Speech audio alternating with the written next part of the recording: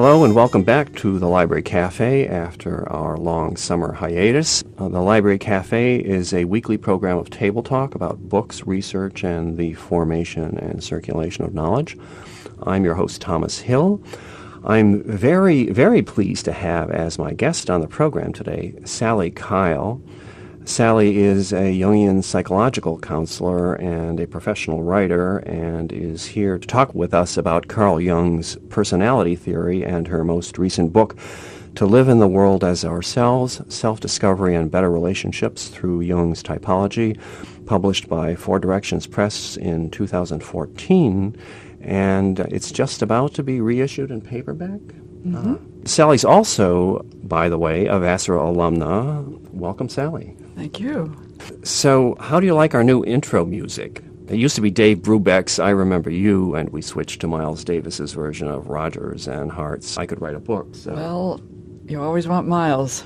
Yeah, I think so. It suits, too, I Could Write a Book, and you did write a book. We'll save the duet for later, and then we can run it at the beginning of every program. So. This is what you call putting your guests at ease. That's good. Okay, I'm an introvert, so introverts need to be put at ease. Okay. Before we go on to talk about Carl Jung and your book, because you are a Vassar graduate, I thought it might be interesting just to talk about your career a bit. You started out here as a French major? Right, French and religion, and then I discovered art history. My high school didn't have it, and it was just amazing to me, the beauty and the history, and art history just pulled everything together, and so I became an art history minor, which went with my French major very well.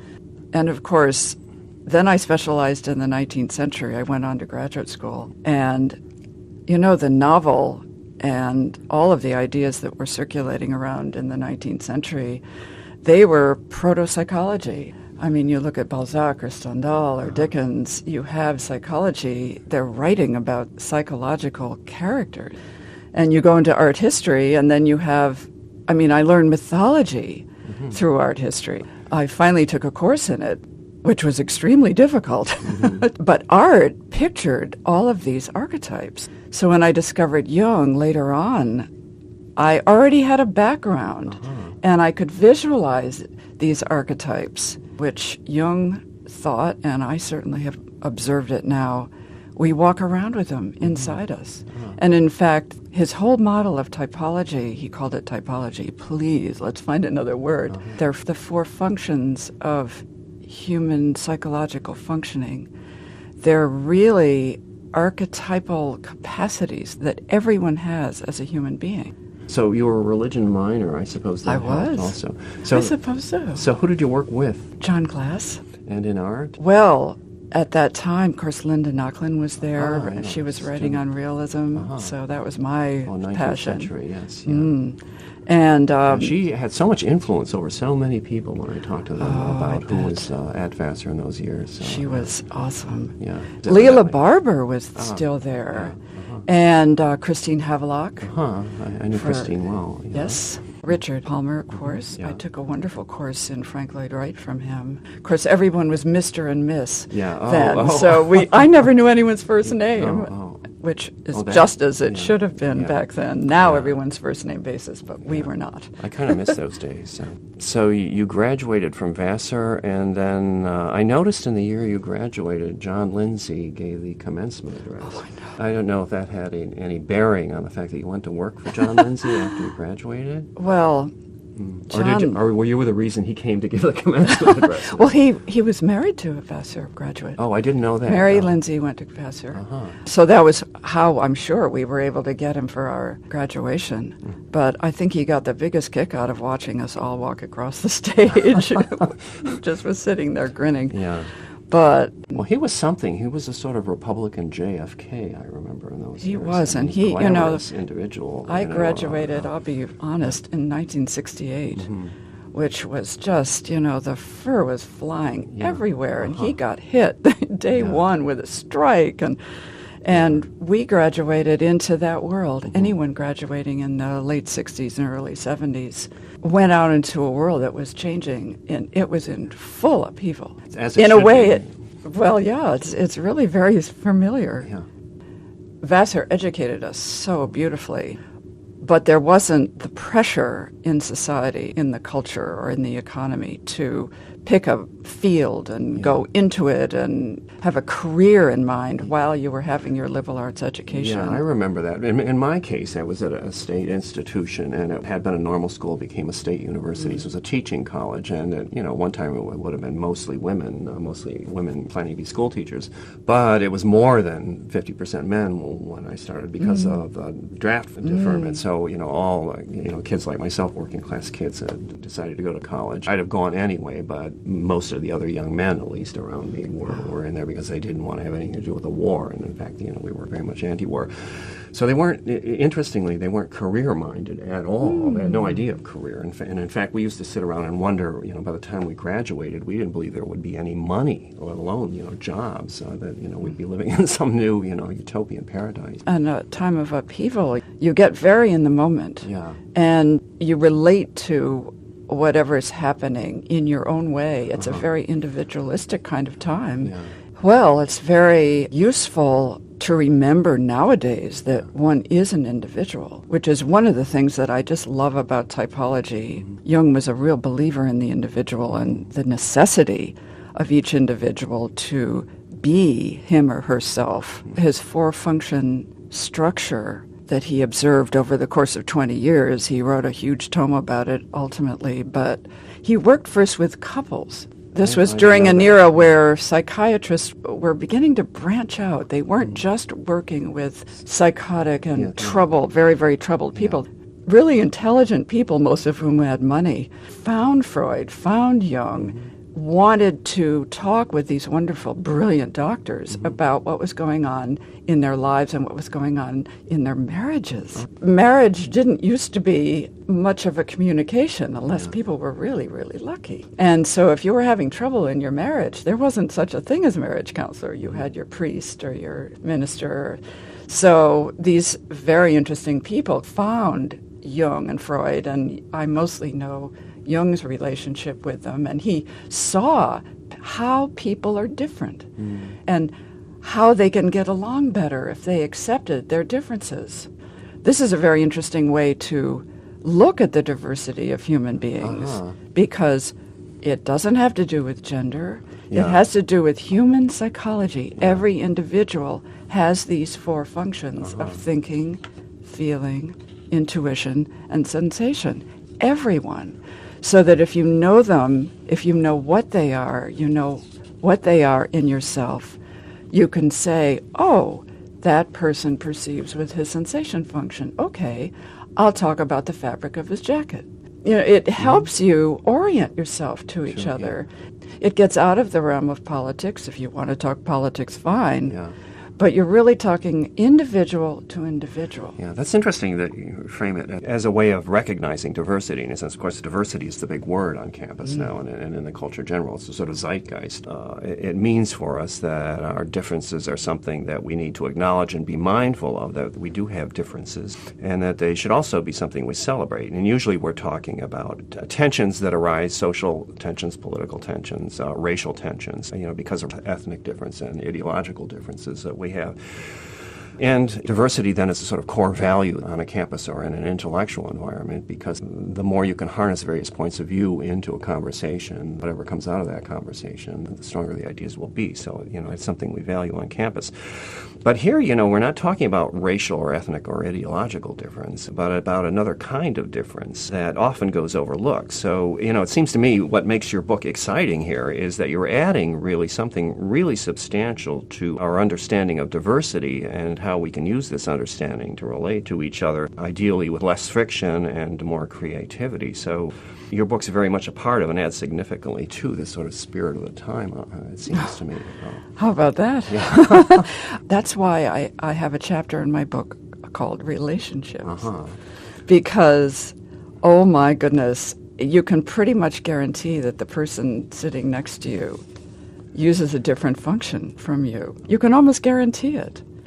And changing the subject just slightly, there are different ways to look at psychology. There's the approach of taking a hypothesis and designing a study and designing a test, getting results, compare them to your hypothesis, publish them.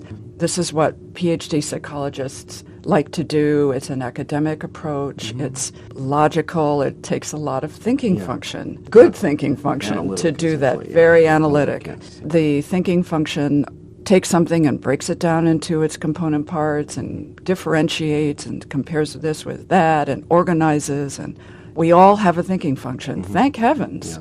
Not everybody uses it the way it can be used, because it takes a little time, and we're in a very fast-paced culture right now. It's hard to process either with thinking or feeling, going at cyber speeds.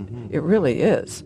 But coming back, there's another way of looking at psychology, which is what I really like, which is looking at insights that help you understand yourself. Self-understanding with this universal pattern of functioning, you understand yourself and you can start using your first two functions as you were born to use them. Jung believed that thinking, feeling, sensation, and intuition, those four functions, how they are in your own personality and your own psychological hierarchy, it is natural for you. It's not that you don't have all four, and it's not that you can't use them, and it's not that you can't develop each one, but you do have this hierarchy. And human beings are made to live together and cooperate and work together. And if you have a good sensation function, please, take care of the material aspects of things. Organize the office so that nobody bumps into chairs. And a person who uses his or her sensation function to perceive the world, they see in detail the material world. And sensation function is at your fingertips. It's what you see, it's your senses, what you feel with your hands. Sensation people are hands-on, and the world needs them. And then the other perception function is intuition. Which we know well. Yeah, which you and I seem to know quite well, which is we may not see all the material details of our environment. We hardly see any at all. Or any at all. This is true. This is possible. If you can get both socks matching, you're in good shape because you're thinking about something else. The intuition function is constantly scanning a landscape, an inner landscape or an outer landscape, for clues. The intuition function is to see patterns and clues of significance. I mean, a sensation type would go into a room and see, okay, there's a chair, and it's green, and it's on the left, and there's a window above it, and then there's a table on the right, and it's dark wood.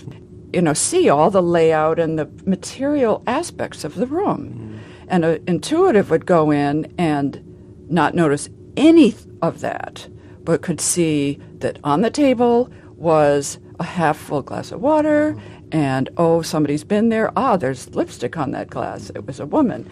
Intuition extrapolates from the material world. And it's not necessarily rational, is it? It's something else. It's a function of perception. Yes. It isn't judging. Neither sensation or intuition judges. There's no judgment. You had a nice metaphor from Carl Jung that it's akin to seeing around corners. Yeah, exactly. Yeah. It's very helpful. I mean, it's been helpful to human beings forever. The hunter who's looking at tracks, and he can, or she can extrapolate from that there's a certain direction. You get a sense that something's going to happen. You might not be able to explain why you have this sense. You just know it's going to happen.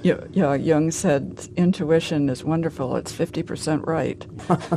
But fortunately, we all have a processing function, which is thinking or feeling. And thinking is processing all that data that we're taking in by our intellect. It's objective, it's logical, it organizes everything, it fits it into categories of what we already know. When I was in college, we had such a thing as a note topic in history. And there was specific kinds of little pads, and we had to take a note, and then on top, the source and the author, and then we'd take the note, and then we'd have to organize these notes. We'd do an outline, and we have to organize all these little pieces of paper according to our outline. Well, I just did not, I was not able to do that at all. My poor history professor was very disturbed because I had such a hard time with it, because I found out years later my thinking function is third ranking in my hierarchy, and my main way of processing the information that comes to me is through my feeling function. Now, this is an interesting thing. Feeling processing is very little understood in our culture because most people have to think so much. I mean, I'm not being critical of anyone here. We all, wherever our thinking function is in us, developed as far as it can be. And feeling, it runs rampant in our lives. It's not neglected. It often takes us over, but we don't understand it. And I spent a lot of time trying to understand and explain what the feeling function really is. So let's back up and apply the thinking function here and categorize, what we're Not doing. Not me. So we've got 4 functions. 2 of them essentially have to do with perception. One is sensation, our 5 senses, and the other is intuitive. We know something's going on. But that information is sort of raw information. It has to do something with it. So our 2 other functions are thinking and feeling. Feeling isn't the same as sensation, is it? It's an emotional kind of intelligence that constitutes the feeling function. Am I right there? Is that the way I understand Emotional intelligence. Yeah. There have been several books on that now. I was so delighted to see that a few years ago. And this is what, it's running rampant, but it's also not understood. And this is what allows us to place value on things, right? Because I remember sitting in Ted Taylor's 17th century poetry class at Columbia. In a seminar, he posed a question to us: how do you know one work of literature, one poem is better than another poem? Oh, wow. And it really is a conundrum if you go at it logically. But of course, feeling function is what would come into play. But you can't really philosophically say why one poem is better than another poem. People have tried to do it, new criticism, etc., but that had all gone by the board. So it's true. You kind of can't get to the but end it's a different product kind of knowing. That. It's a different kind of It knowing. really is. The feeling function. One of these days, I'll write a book about it because I've had the privilege of growing up with a feeling type. One of my sisters, is a person for whom feeling is her first function. Her second function is sensation, but she is feeling all the time. And I married a man who is feeling all the time. So we have a hierarchy of function, Jess. So they can be in any order. You can have actually a processing function supersede or be a first function to a sensation function. So absolutely. So the processing comes before even the thing that's supposed to be processed. For that person, absolutely. We are naturally made, our first 2 functions. There's a processing function and a perceiving function in everybody. Their go-to functions are going to be a processing function and a perceiving function. It can be in either order. Everybody has a main processing function. Everybody has a main perceiving function. Yes, And the other 2 are third and fourth in their hierarchy. So that basically describes what Jung called the psychological type. I barely think about what psychological type a person is because I'm much more interested in what function he or she is using to process information or to perceive. That's what really interests me because that's how they're seeing the world. That's how they're coming to understand the world. When I studied this and learned what my first function and second function and then what my third function and fourth function are, I got a sense of who I was. It's not easy to know who you are. It's not easy to know how you are. You've observed yourself, you kind of know how you are, but when you learn something from the dawn of the psychological age that says this is how human psychology is configured, and oh gosh, that's me, I am an introverted, intuitive feeling type. That's me. I really started being able to live in a more sane way because my particular typology is a little bit counter to cultural norms, put it that way. So in order for me to live happily and with the psychic energy that I'm capable of having. I have to introvert, and I have to follow my intuition, and I have to follow my feeling function, what I like and don't like, and so on. So we have a grid. We have 4 functions: sensation, intuition, and then we have thinking and feeling. And then they're in a hierarchy, and anyone can be first, second, third, fourth. And depending on what place they're in, it will have a lot to do with what kind of a type you are and how you live in the world. So true. And then there's another, it's not really a grid, but there's another binary, introvert, extrovert. These are types that everybody knows what they mean generally. I know, that's the best known. I don't think people really know the source of introversion, extroversion. Although they don't think of it much. So unless you get somebody who's really terribly introverted, where you feel like you have to intervene because they just, or terribly extroverted, where you just feel like you have to kick them out the door because you can't stand anymore. You don't really tend to think of it, but you are able to actually tell if someone tends to one or the other, right? And there aren't many people that fall right in the middle, are there? You tend to be either one way or the other. Well, you can be much more versatile than you realize. It seems to be a continuum. And once you understand where you're most comfortable, and that's just observing yourself. I mean, this is a wonderful, almost practice these 4 functions in introversion and extroversion. It gives you a way of looking at things, and you start seeing it everywhere. Would your book help someone determine whether they are introverted or extroverted? So I understand. I mean, I learned this many years ago from reading Jung and from my mentor, his name is Robert Johnson, and he's a Jungian analyst and has written a lot of books and just an extraordinary, wonderful man. And he was an introvert, so it was, that's exactly how I feel about things. That's exactly how I seem to have to do it. He lectured a lot, and he used to say, for an introvert, one of the safest places in the world is at a podium. For one thing, you have this big structure between you and the audience, so you feel protected. And the other thing is that you're never interrupted. And I've noticed with introverts, you can see them chin down. Extroverts, their chin is up. Introverts, their chin is down. That's kind of a signal if you're looking around. Eye contact also. Either can have eye contact, but it depends on whether they're looking up there or through their eyebrows, the way you are right now. My stepson, Sean, is an introvert, and he found out about it when he was a teenager, which was a wonderful thing. I wish I'd known these things as a teenager, but he said, oh, yes, extroverts talk in order to think. Introverts think in order to talk. Interesting. You mentioned you found out when he was a teenager. Children exhibit these traits early on, don't they? Both the introvert, extrovert, and also the personality type. Yes. Well, they seem to. Yeah. It does seem to be part of our nature. Yeah. And it does seem to evidence very, very early. One of my stepchildren is a teacher, and I have a sister who's a teacher, and they both say that they can see introverts and extroverts, and they can see the little thinking types and the little feeling types, It would help a teacher a lot in terms of managing children in a classroom, knowing, how children are going to respond to attention, how they're going to relate to one another. I would expect this kind of information, especially if you learn how to type people by watching them. It would be very useful just in getting through the day.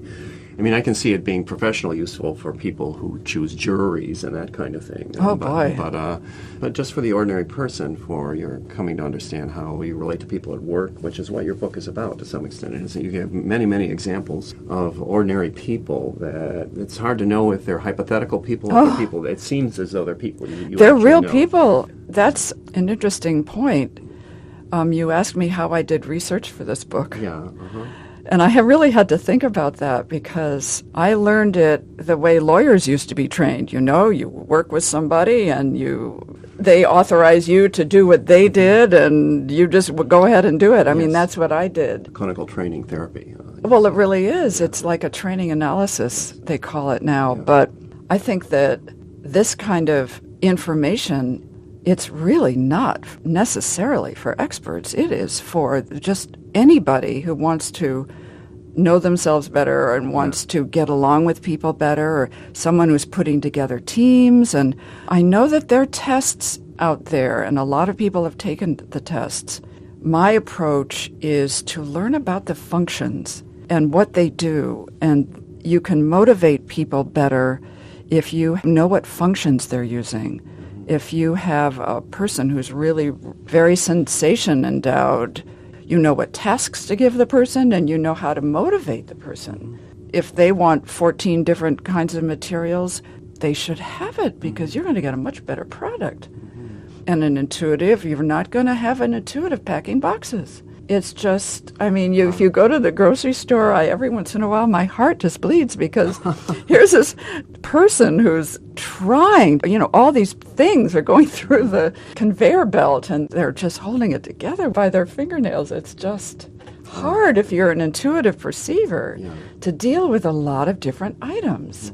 An intuitive's desk can be really, really, really messy, but they're only concentrating on one little corner of it.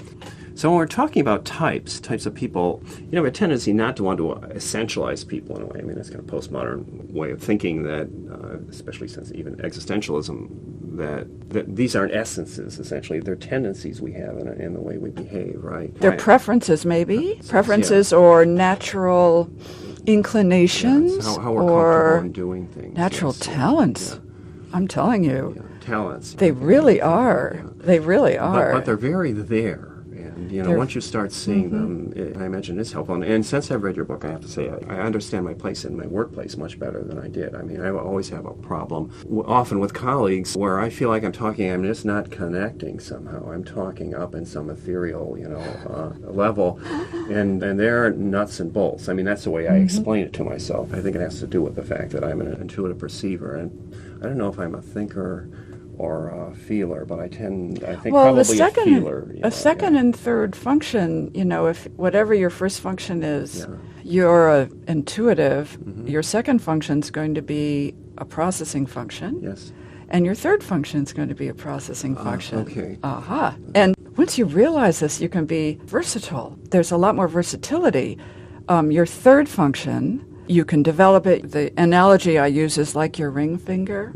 You can use it, you can develop it, you can make it stronger, but it's never going to be as strong as your second or first finger. Okay. It's like that. But you can use it. And I have third function thinking, for instance. It took me 12 years to write this book. 12 years. It took me a long, long time to take all the information that I knew. There wasn't much research on it. I had to research it within myself and then organize what I knew.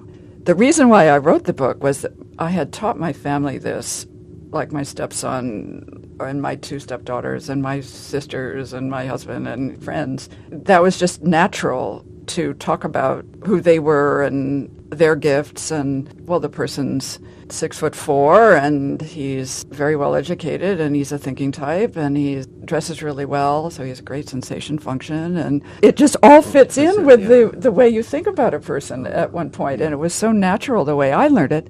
So when I organized it, I looked at the book and I looked at, okay, what did I learn first? What did I see first? Then what did I see second?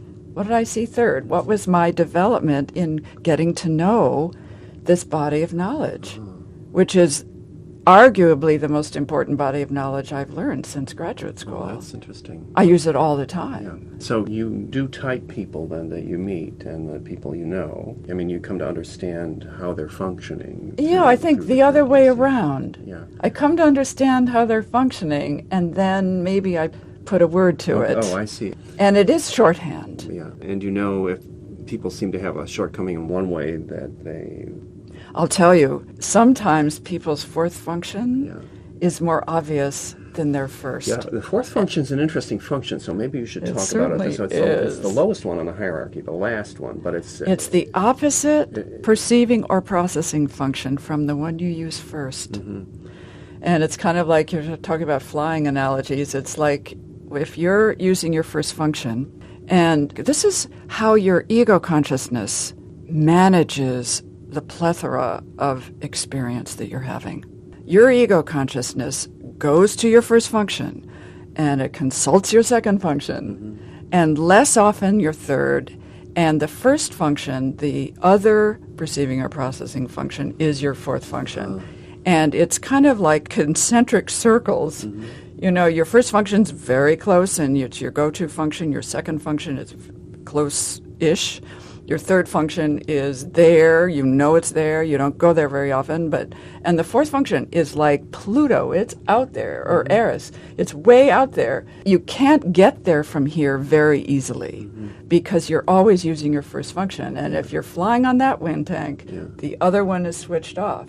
We can't use all our functions at once. We'd be psychotic. You can't. Ego consciousness has to pick what you're doing. You have to be either perceiving or processing something. Can you give an example of a person? Of a fourth function? Yeah.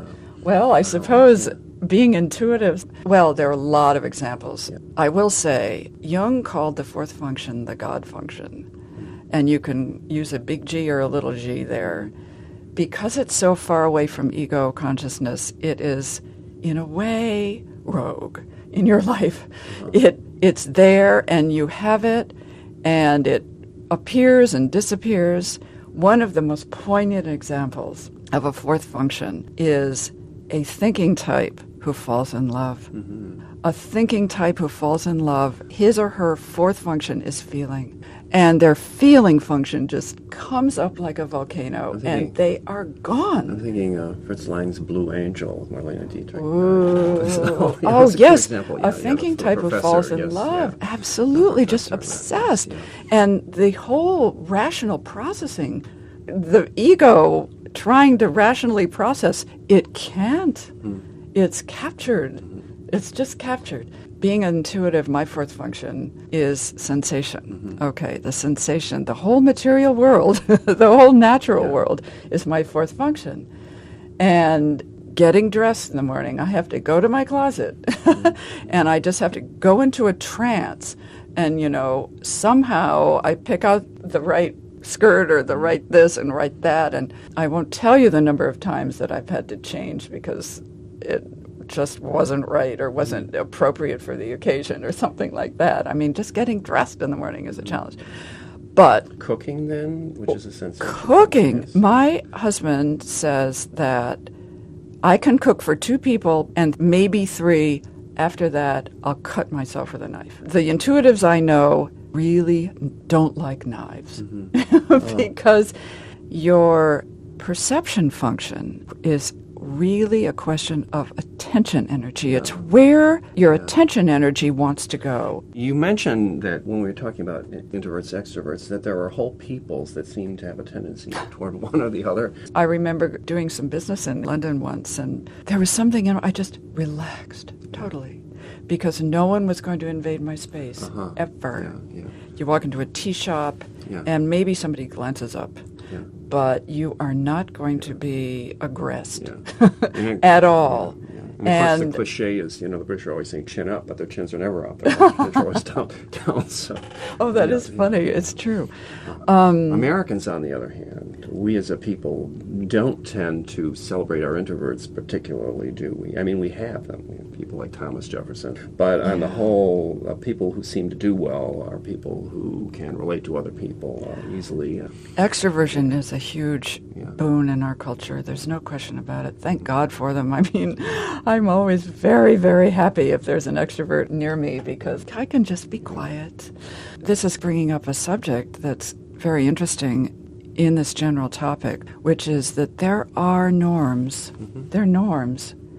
And when you're looking at your own typology, your own configuration of extroversion and introversion and thinking and feeling processing and intuition perception and sensation perception, you're going to be in different environments in which certain functions are encouraged and rewarded, and cultures also. I mean, our culture does reward extroversion. There have now been best-selling books about it, and in a way distrusts introversion. Even in classrooms, the children who raise their hand, I know, they do better. The teacher thinks they're smarter, whereas a little introvert sitting there going, I know the answer. But she or he wouldn't necessarily raise the hand because it just doesn't feel right. It may not even matter to the person.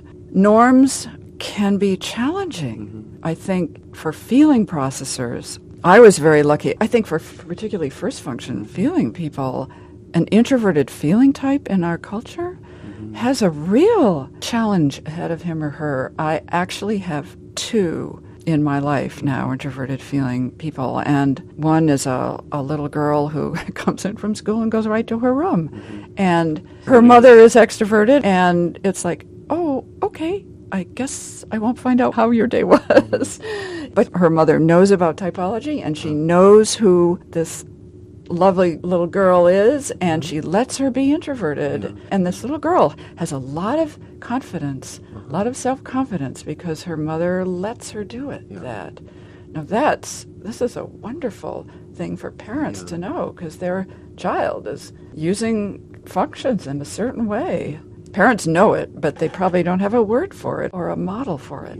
So we have cultural prejudices, I guess, about certain functions, probably. At least norms. Yeah, norms, yeah. And prejudices in some people. And so the question is, do they have gender associations? We seem to have this idea, for instance, that men are rational and sense-informed, insofar as they tend to be realistic, ideally athletic. And women are intuitive and feeling-oriented, touchy-feely, they don't think much. Those are stereotypes. And certainly intuition and feeling seem often to be given short shrift, both of them as perceptual and processing functions. And am I right about this? Yeah, I'm sure it's true. Your book seems, I read it as a feminist work to some extent, and then you give did. so many examples of women in it. That's interesting. Cassandra, for one. And, oh, gosh. And Pocahontas. Interestingly, you have examples both from history and people you know. And well, I really think that I've fleshed out my understanding of this whole model through examples. That's how I learned it. You asked about research. Yeah. Well, I researched examples. If I saw an example of something, I'd make a note, and I just tried to describe it, because what I like to think, it's living information. This is living information. It's not just something you know. This is information that lives. And so you're constantly seeing examples of it, and you're constantly learning more about it. Well, we didn't mention, after you left Vassar, you have a graduate background in comparative literature as well as social work. Literature is very much about this. It seems to me a natural kind of meld. It is. It's true. You use literary examples a lot in the book. Yeah, I guess I do. I love examples. My background professionally early on was not just writing, but in journalism. So, journalism, you get a phenomenon and you get an assignment and you go out and look for examples and you describe them, and then your article is about the phenomenon with examples. Yes, yeah. And so when I make it concrete. Wanted to explain what this model was, I decided to do it from examples, because that seemed the best way to do it, and there's sure a lot of them out there. In your previous very wonderful book, it's taken from interviews. It's a book about the Women's Air Service pilots in World War II, and it's basically kind of oral history. It is oral history, I know, because when I did my research here again, there wasn't anything written about it. There were recently declassified top-secret reports of the program, because of course during World War II there couldn't be knowledge that women were flying airplanes. And this was a very substantial core of women that flew. Yeah, they just got the Congressional Gold Medal a couple years ago. Warplanes, including B-17s and B-29s, out to the theaters. They did a lot of test piloting. They did target towing. The men had to be in the war theaters. So the women did a lot of the domestic flying. And your aunt were done was, by. Yeah, my aunt was a B-17 pilot, so I know. That's great. I was lucky. So anyway, it seems to inform the way you've done this book, too, to some extent. You're right. It's very much an in-the-world book. It seems to me it's not just theory. You've got so many examples, and they're so apprehensible and available. That, I'm glad to hear it. It's really a way of coming to know these types and how to read them. Well, I really hoped that anyone reading the book, because a lot of people will come to this completely new. Yeah. Will go about it the same way. You see, my dream someday, I really think, this is talk about fantasy, but I think this sort of information is the most wonderful seminar in a high school or college. And it does not exist. As far as I know, I have never heard of one seminar in this. But if I had been 18, 19, 20, and had taught you Carl Jung. Well, not just Jung, just this. Yes. Jung is going to come into it. Jung is extremely complicated. When I distilled the way I learned about this, it was like a seminar. The first thing I learned was about extroversion and introversion. That's the first thing I perceived about it. And when I learned that concept, for the next 2 weeks, I was looking everywhere. I was saying, oh, that person is introverting. Look, that person's extroverting. Look. You know, it was like you learn a concept and then you go out and you observe. And then the next thing I learned was the 4 functions. And then the next thing I learned was that there were 2 functions that perceive the world and 2 functions to process the world. And so I distinguished between perceiving and processing, taking in information and making sense of it. Then I looked at the function order, the hierarchy. What is the function that is most prominent to ego consciousness? That person, the minute you meet him, he's talking about the book he's reading, he's talking about politics, and he's analyzing the speech last night, and you just get to say, oh, right, that person is a first function thinking person. And then you know what kinds of information to exchange with a person, and you don't gush and say, oh, I just love that politician, because the thinking type will just freeze, because it's too fourth function for him or her. Interesting. So that's kind of how I learned it. And then I realized how the information is used in relationships, how people do get along or don't get along, and why you don't get along with somebody, why you never got along with your brother very well, and how you can get along. I mean, my mother and I discovered that she and I were both intuitive perceivers, and from then on, we had what I call intuitive's delight. We could just follow our intuition functions and just follow them, you know, intuition scans. I mean, you can always tell an intuitive because you'll just watch their eyes. They're scanning. You know, they're scanning you up and down, and they're looking for clues. So birds of a feather here can get on very well, right? But opposites can get on also, right? As a married couple, you don't have to be the same type as your partner to have a happy marriage, do you? In fact, this is what Jung first perceived, was that an introvert and an extrovert very often pair up. And they complement one another. They complement one another. And this is, I love this about this whole model. It's really about working together. I'm not really that good at this. Here, if you don't mind, I can do a little bit, but if you don't mind, you're chopping the carrots. Or if you can figure out a function that you can always find common ground, always. Because you have 4 and they have 4. And even if they don't know it, if you're really aware of your own functions and you know what they do, you can always connect with somebody and you can always encourage them.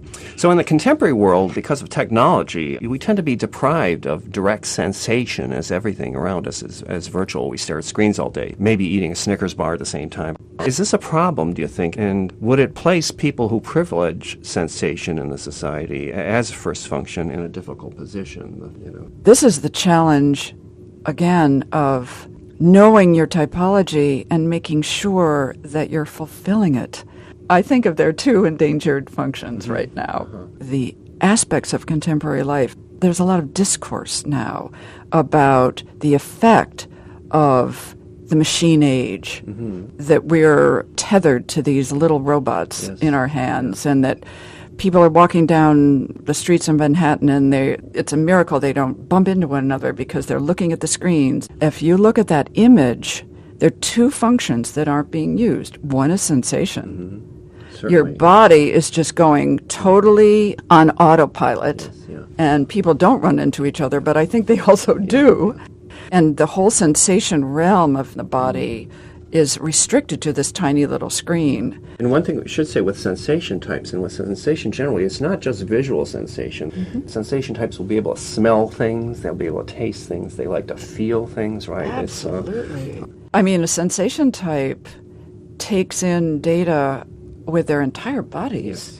There's a thing called proprioception, in which your whole body is taking in information from within and from without. And that's a meditation in itself. I mean, meditation in a way is stopping processing and just perceiving. That's very interesting. And sensation perception is a wonderful way to meditate. Even if you're a sensation type, just slow down. You're so good in your environment, just slow down and just pay attention to all of the different senses that you're picking up. I mean, that is endangered. The other thing that's happening if you're just looking at a screen all the time is that you're not relating to another human being in the flesh. You know, the feeling function is how our psychology processes intelligently our organism. It's millions of years of DNA development. It is all of our biochemistry. Our feeling function understands our biochemistry, and it can work with it intelligently. And the trouble with having an endangered function that isn't being paid attention to is that it goes into the unconscious. It goes into the lower levels of the psyche, and it goes rogue. It really does. I mean, that's why in the really smart folks out in Silicon Valley, they're taking their kids' computers away. They want their children to relate to the environment, to one another. In our time, it was probably too much television, but now it's exponentially important to make the conscious choice to practice your sensation function, to go there and to get to know your feeling function. Because I think as a counselor, the state of our relationships is really pretty dire. You know, how you use this kind of information in psychotherapy. You know, the suffering of not knowing which of your functions are really you naturally, and trying to use one that isn't your nature. It's not that you can't use it. It's just that I know a feeling processor who just graduated from Harvard Law School, but he took a year off. He worked with children. He knows that his way of learning is through people. And if you're a Vassar student and you're a feeling processor, get a mentor. Really take advantage of your way of learning in relationship. And pay attention to all four functions. You know, colleges are a very thinking environment, and professors are very thinking. It's the model of higher education, and it's a fantastic thing, and that's their heritage and the role of academe to protect the thinking realm. The challenge comes when you're a thinking professor and an expert and you've got a feeling processor in your class. And all I can say is have fun, because you've got somebody out there who learns in relationship. Have fun with the person, you know, allow the relationship to happen. I wonder how these spread over the disciplines. Do thinking processors tend to go into STEM classes, math, and of course, and sciences, philosophy, whereas we feeling history types will go for history and literature, you know, so... I'm sure that's true. Although, ideally, we're exercising all of our functions. Ideally. So a couple of questions. One, can a person possibly learn, or are there exercises one can do to learn how to understand what type of person you might be dealing with or what type you are? First question. Second question, can you exercise various functions that you feel might need some work? I'm sure all of the above. Yeah. Being an introvert, I like asking questions. But the art of question asking is a really good way to research what a person is. And, like, take a film. Okay, a bunch of friends go to a film. Thinking processors and feeling processors. The thinking processors will start analyzing the plot, and it's like this other film, and there's a little difference, and, might be able to describe the various developments of the characters and so on. And the feeling processor is sitting there going, I just hated that guy. I just hated him. He was horrible, Yeah, Or you can say, I just love that movie. I don't know why. I just loved it. It made me feel so good. So if you grok a little feeling processor, you say, well, how did you like that? Or for a thinking person, you can say, well, what is your opinion of that film? You can ask the question in a certain way that brings out, at least it allows the person to express who they really are. Yeah. And you may not really care. It might bore you to tears, but at least they'll really appreciate it. Yeah. I tend to think that information like this, Tom, is so... there's so much in it. There's so much to it. Yeah. The book is an attempt to raise consciousness, in a sense, isn't it? Oh, I would love that.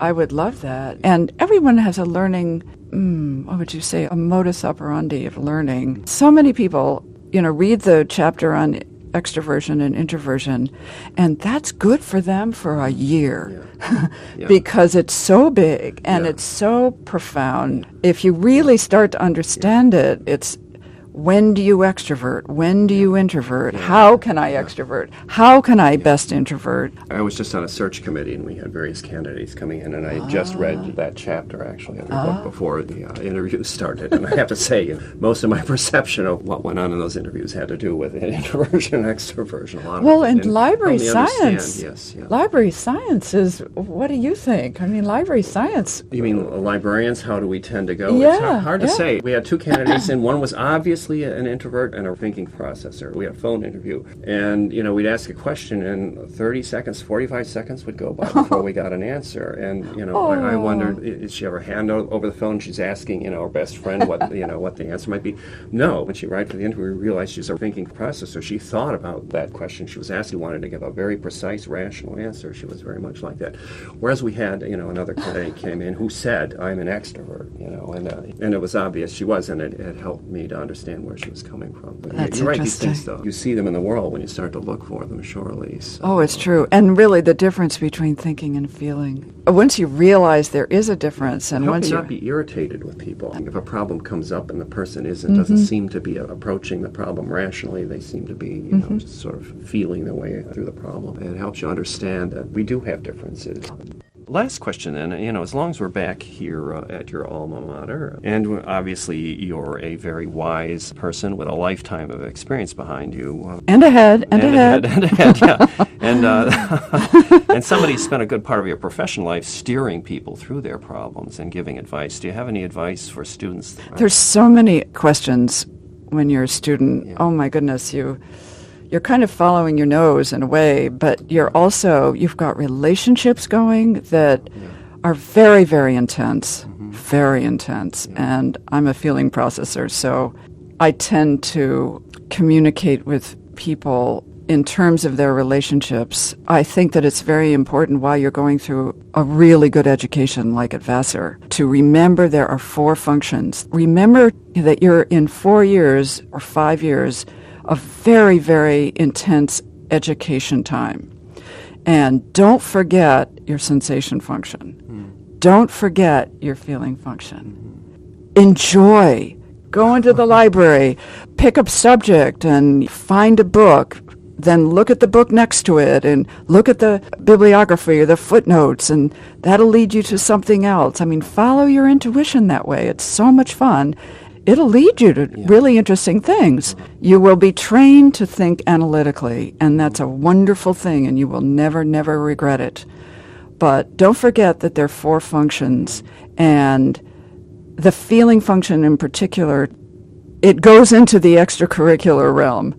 The feeling function learns in relationship, but it is a very finely tuned and wonderful function that everybody has to pick up subtle cues in yourself and to pay attention to situations that you're drawn to and situations that you want to hold back from, and pay attention to those things, as well as, writing your papers and so on. And maybe even you'll find professors who will allow you to follow your intuition or allow you to pick a paper because you really like that subject. That's how I picked my papers. So the word is the word we started out with, diversity here, isn't it? Wow. Value diversity even in the kinds of subjects you study and the way you approach those subjects in terms of the way you process information. So I'd like to thank you, Sally, for visiting with us on the Library Cafe today to talk about your book, To Live in the World as Ourselves, Self-Discovery and Better Relationships Through Jung's Typology, published by Four Dimensions Press in 2014.